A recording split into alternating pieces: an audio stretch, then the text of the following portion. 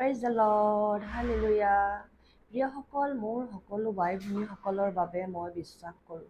মই মোৰ বাই ভনী বা মোৰ জীৱনতে নিজকে বৰ দুখী অনুভৱ কৰোঁ নেকি? বা আপোনালোকেও কৰিব পাৰে যে লাইফটো বৰ জটিলতা হৈ পৰিল যে আমি একোৱেই কৰিব পৰা নাই আৰু আমাৰ জীৱন সঁচাকৈ বহুত বেয়া হৈ গ'ল। যদি এই ভাৱেৰে জীৱন যাপন কৰিছোঁ, ঈশ্বৰে মোক লগতে আপোনাসবকো কৈছে, প্ৰথমতে আমাৰ জীৱন য'তেই ৰৈছোঁ এতিয়াও শেষ হোৱা নাই। প্ৰিয়সকল, এতিয়াও আমি নতুন আশাত আছোঁ। আজিৰ তাৰিখ সময় মনত ৰাখিম যে ঈশ্বৰে মোক আৰু আপোনালোকক ভৱিষ্যতে কিবা মহান কামৰ কাৰণে নিশ্চয় প্ৰস্তুত কৰিছে। যেনেকৈ বাইবেলত মোচীৰ জীৱনৰ কাহিনী দেখিবলৈ পঢ়ি পাওঁ। মোচীয়ে কেৱল ভেড়া ছাগলী চৰাইছিল আৰু এদিন তেওঁ বহুত মানুহক লিড কৰিবলৈ পাইছিল।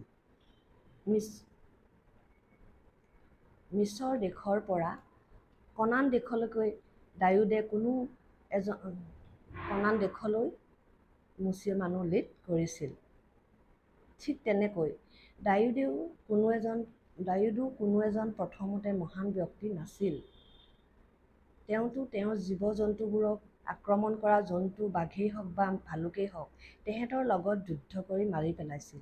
ঠিক এদিন দাউদেও যুদ্ধত গলিয়াথক মাৰি পেলাইছিল আৰু এটি সৰু শিলগুটিৰে। ঠিক তেনেকৈ আমাৰ প্ৰভু যীশু এজন কাঠমিস্ত্ৰী আছিল আৰু এদিন তেওঁৰ মৃত্যু সেই কাঠৰ ওপৰতেই হৈছিল। প্ৰভু যীশু এজন কাঠমিস্ত্ৰী আছিল। তেওঁ স্বয়ং কাঠেৰে যিকোনো বস্তুৰ আকাৰ বনাব পাৰিছিল। ইয়াৰ পৰা মই বুজি পাইছোঁ যে পিতৃ ঈশ্বৰে সেইবিলাকৰ যোগেদি কেনেকৈ তেওঁলোকক ট্ৰেইনিং দি যুগুত কৰিছিল তেওঁলোকৰ মিনিষ্ট্ৰীৰ কাৰণে। ঠিক আজি আমিও এগৰাকী মহিলা, চাকৰি কৰা বা হাউচৱাইফে হ'ব পাৰোঁ। আমি ঘৰখনৰ বাবে হয়তো বহুত বিজি থাকিব লগা হয়, যিয়ে আমি নকৰোঁ, কিয়নো কামকাজী মহিলা হ'লেও ঈশ্বৰে যুগুত কৰে ভৱিষ্যতলৈ, কাৰণ ঈশ্বৰে মোক আপোনাক বাছি লৈছে। প্ৰিয়সকল, আপোনাক আৰু আগলৈ শিকাব বিচাৰে। আপুনি যি জেগাতেই থাকোঁ তাৰ পৰাই আমাৰ বাই ভনীবিলাকক যেন আমি ক'ব পাৰোঁ আৰু শিকাব পাৰোঁ প্ৰভুৱে কি বিচাৰে বা বিচাৰিছে।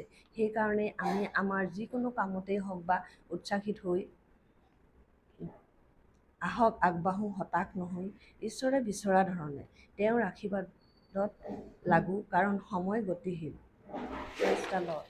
হয় প্ৰিয়সকল, আমি ভাবোঁ কেতিয়াবা যে আমাৰ একো কামেই নাই বা আমি জীৱনটো এনেই পাৰ কৰিছোঁ বা বহুত জটিলতা হৈ পৰিছে, কিন্তু ঈশ্বৰে আমাক প্ৰত্যেকজনকে একোজন মানুহ হিচাপে দায়িত্ব দিছে।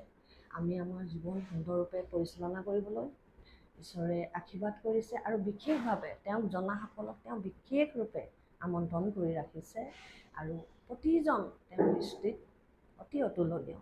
সেয়েহে আমি আমাৰ জীৱনটো কেতিয়াও ভাবিব নালাগে যে একো হোৱা নাই বা জীৱনত একো কৰিব পৰা নাই। আমি হতাশ নহৈ আগবাঢ়িব লাগে। প্ৰিয়সকল, আজি মোচীৰ জীৱনতে হওক, দাউদৰ জীৱনতে হওক, প্ৰভু যীশুৰ জীৱনতে হওক, আমি দেখিবলৈ পাওঁ যে তেওঁলোকেও এই জগতত কেনেকৈ নিজৰ জীৱন যাপন কৰিছিল বা কেনেকৈ ঈশ্বৰে তেওঁলোকক নিজৰ কাৰ্যত লগাইছিল। গতিকে আমাকো তেনেকৈ বিশেষ এজন ব্যক্তি, বিশেষ এগৰাকী মহিলা হিচাপে ঈশ্বৰে ৰাখিছে। ঈশ্বৰৰ সেই আশীৰ্বাদ লৈ আহকচোন আমি আগবাঢ়োঁ। দয়ালু পিতা, ধন্যবাদ কৰিছোঁ তোমাক, এই সুন্দৰ ৰাতিপুৱা, সুন্দৰ দিন তুমি দিলা। তোমাৰ মহান বাক্যৰ প্ৰভু, আমি যে জীৱনটো জটিলতা নাভাবি অতি আনন্দৰে আগবাঢ়িব লাগে, তুমি যি মোৰ হৃদয়ত টুকুৰি আছা, এই ভিডিঅ' আকাৰত আনিব পাৰিছোঁ সকলো আগলৈ প্ৰভু। তেনেকৈ সকলো বাই ভনী, মোৰ যিমান চিনাকি অচিনাকি মহিলাসকল আছে, বিশেষকৈ আমি মহিলাসকলে বহুত সময়ত ভাগৰি পৰোঁ জীৱন যাত্ৰাত, ঘৰ পৰিচালনা কৰোঁতে। গতিকেলৈ সেইসকলক তুমি আশীৰ্বাদ কৰা প্ৰভু। তুমি যে তেওঁলোকক বিশেষ এটা জীৱন দিছা, আশীৰ্বাদ কৰিছা, এই জগতত সকলোতকৈ বেলেগ কৰিছা, সেই কথা বুজিবলৈ দিয়া প্ৰভু। আৰু নজনাসকলেও যেন তোমাক জানক। আজিৰ দিনটো সকলোৰে কাৰণে শুভ হওক প্ৰভু যীশু খ্ৰীষ্টৰ নামত। ধন্যবাদ। আমেন। Praise the lord.